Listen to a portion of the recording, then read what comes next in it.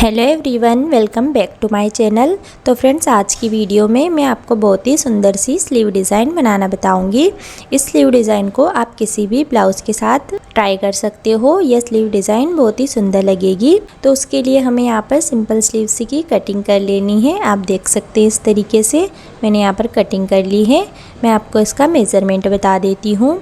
तो इसकी लेंथ मैंने यहाँ पर रखी है 8 इंच। तो हमें स्लीव्स में 1 इंच प्लस करके लेना होता है। तो मैंने यहाँ पर इसकी लेंथ 9 इंच रखी है। स्लीव डाउन मैंने यहाँ पर 3.5 इंच पर करा है इस तरीके से। और आर्म होल मैंने यहाँ पर लिया है 6.5 इंच 32 साइज़ के अकॉर्डिंग। और इसके आगे से मैंने यहाँ पर 2 इंच मार्जिन लिया है। मार्जिन हम जितना ब्लाउज में लेते हैं उतना ही हमें स्लीव्स में लेना होता है।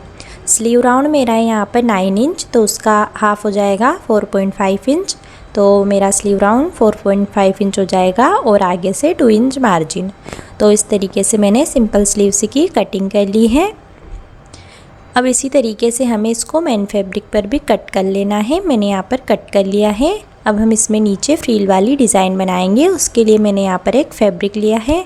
इसकी चौड़ाई मैंने रखी है 3.5 इंच। तो इस तरीके से आपको एक फैब्रिक ले लेना है। उसको हमें डबल फोल्ड करना है एक बार इस तरीके से, और इस पर हमें सिलाई लगा देनी है। तो इसकी जो सीधी साइड है फैब्रिक की, उसको हमें अंदर की तरफ रखना है, क्योंकि बाद में हम इस पट्टी को पलटेंगे। तो इस तरीके से हम इस पर सिलाई लगा लेंगे। तो फ्रेंड्स, अगर आप इस चैनल पर पहली बार आए हैं तो चैनल को सब्सक्राइब ज़रूर कर लीजिएगा। इसी तरह की स्टिचिंग से रिलेटेड यूज़फुल वीडियो मैं इस चैनल पर रोज़ लेकर आती हूँ। तो हमने यहाँ पर पट्टी पर स्टिच लगा ली है। अब हमें किसी नुकीली चीज़ की मदद से इसको इस तरीके से पलट लेना है। मैं यहाँ पे कैंची की मदद से इसको पलट रही हूँ। अब हमें इसके किनारे किनारे पर इस तरीके से फिनिशिंग की सिलाई लगा देनी है। आप इसको प्रेस की मदद से भी सेट कर सकते हो। मैं यहाँ पर इस पर स्टिच लगाकर इसको सेट कर रही हूँ। तो इस तरीके से हमें पूरी पट्टी पर स्टिच लगा लेनी है।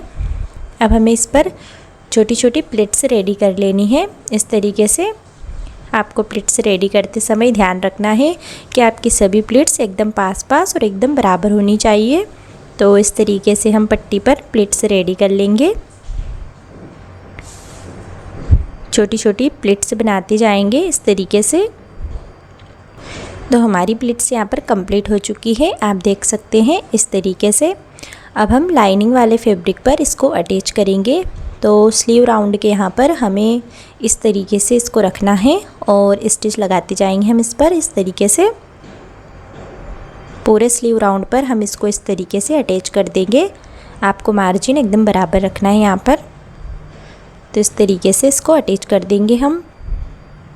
अब हम इसको मेन फैब्रिक पर अटैच करना है। तो हम मेन फैब्रिक को इस तरीके से रख देंगे और इसके ऊपर हमें लाइनिंग वाले फैब्रिक को इस तरीके से उल्टा करके रखना है। चारों तरफ से हम इसको बराबर करते हुए रख देंगे।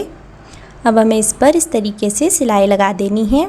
सिलाई लगाकर हमें इसे मेन फैब्रिक के साथ में अटैच कर लेना है। अब हमें इसको पलटना है और पलटने के बाद आप इस पर टॉप स्टिच भी लगा सकते हैं।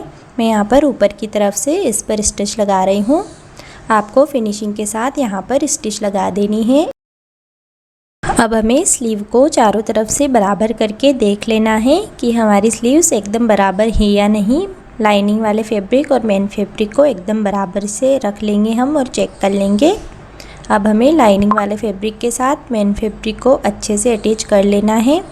इस तरीके से मेन फैब्रिक पर हमारा कोई भी शल नहीं आना चाहिए। अच्छे से हम इसको अटैच कर लेंगे। अब हमें एक्स्ट्रा फैब्रिक कट करके निकाल देना है यहाँ से। अब हम इस पर कट वर्क की डिज़ाइन बनाएंगे। तो उसके लिए मैंने यहाँ पर पेपर कैनवास लिया है। इसकी लेंथ मैंने रखी है 7 इंच। तो सबसे पहले हमें इस पर 1.25 इंच पर मार्क करना है इस तरीके से। और इसी मार्क के नीचे से हमें 2.5 इंच पर एक मार्क करना है इस तरीके से। और 2.5 इंच वाली मार्किंग के नीचे से हमें हाफ इंच पर मार्क करना है। और हाफ इंच वाली मार्किंग के नीचे से हमें वापस 2.5 इंच पर मार्क करना है इस तरीके से। तो अब हमारा नीचे की तरफ 1.25 इंच मार्जिन बच गया है। तो हमारा ऊपर और नीचे की तरफ 1.25 इंच जितना मार्जिन बच जाना चाहिए। अब हमें ऊपर वाली जो मार्किंग है उसके यहाँ से चौड़ाई पर हमें 1 इंच पर मार्क करना है। और नीचे वाली मार्किंग पर भी हमें 1 इंच पर मार्क कर देना है इस तरीके से। और यहाँ पर हम लाइन बना देंगे और जितनी भी मार्किंग हमने की हुई है उन सभी पर हमें इस तरीके से लाइन ड्रॉ कर देनी है। अब 2.5 इंच की जो हमने मार्किंग करी थी उसका हमें सेंटर निकालना है इस तरीके से। नीचे वाले का भी हम सेंटर निकाल लेंगे और मार्क कर लेंगे। अब हमें कोई भी गोल चीज़ लेनी है और इस तरीके से शेप ड्रॉ करना है। आप कोई भी गोल चीज़ यहाँ पर यूज़ कर सकते हो और उसकी मदद से आप यहाँ पर इस तरीके से शेप ड्रॉ कर सकते हो। अब हमें पेपर कैनवास के साइड से 1-1 इंच का मार्जिन लेना है और पेपर कैनवास को कट कर लेना है। अब हमें इसी शेप को दूसरी तरफ भी ट्रेस कर लेना है इस तरीके से। मैंने यहाँ पर ट्रेस कर लिया है। अब हमें इसको एक फैब्रिक पर चिपका लेना है। आप प्रेस की मदद से इसको चिपका सकते हो इस तरीके से। और फैब्रिक के आइट साइड पर हमने यहाँ पर 1/2 इंच जितना फैब्रिक छोड़ा हुआ है, तो उसको फोल्ड करते हुए हमें इस तरीके से पेपर कैनवास के चारों तरफ सिलाई लगा देनी है और इस फैब्रिक को इसके ऊपर अटैच कर देना है।